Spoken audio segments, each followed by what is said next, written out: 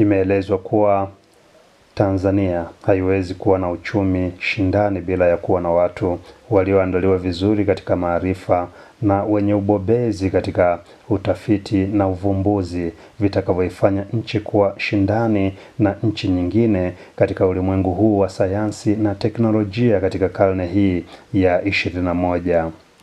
Hayo yamesemwa na mbunge wa kuteuliwa Shamsi Vuai Nahodha wakati akiongea na waandishi wa habari katika viwanja vya bunge jijini Dodoma Juni 16, 2025.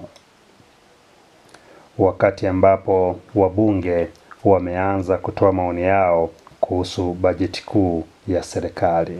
Kama nilivyosema, karne hii ya 21 kuna mashindano makubwa sana ya rasilimali watu na mataifa yanashindana.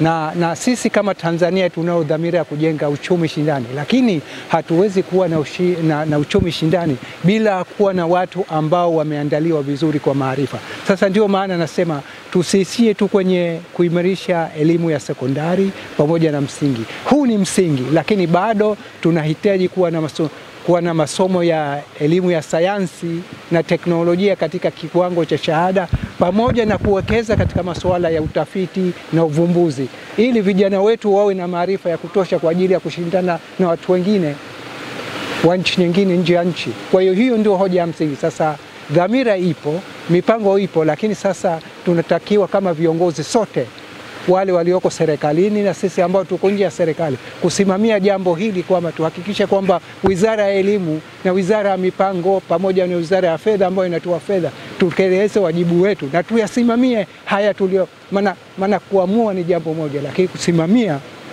jambo jingine. Sasa sisi kama wabunge, kazi yetu ya msingi ni kusimamia serikali, kuhakikisha yale ambayo tumeyapanga, yale ambayo tumewekeza fedha yanatekelezwa kikamilifu, ili vijana wetu wapate maarifa, wapate ujuzi, ili waweze kushindana na watu wengine. Kama nilivyosema, kampuni maarufu ya utengenezaji wa simu wana msemo wao maarufu sana, wanasema hatuna rasilimali za kutosha, lakini tuna ubunifu wa hali ya juu sana, na huo ubunifu ndio unaohitajika katika karne ya 21.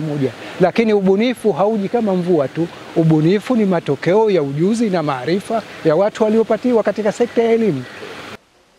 Aidha, Nahodha akaongeza na hili: serikali imefanya jambo zuri kufundisha walimu, na vyuo vya walimu vinajengwa kwa ajili hiyo, kwamba tupate walimu wa kutosha wenye ujuzi na umahiri wa kufundisha.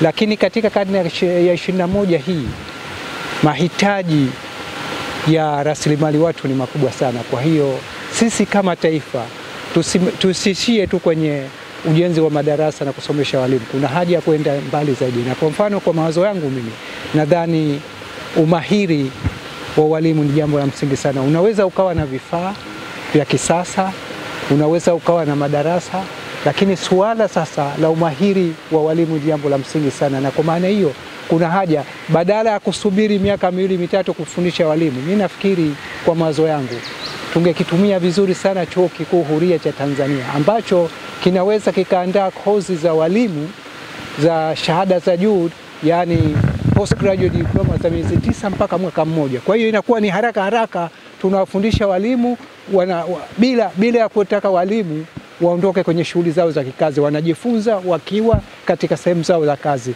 Sasa lile la kuwachukua miaka 3-4 itabidi waondoke kwenye sehemu za kazi. Kwa hiyo hayo ndio alikuwa maoni yangu ya msingi.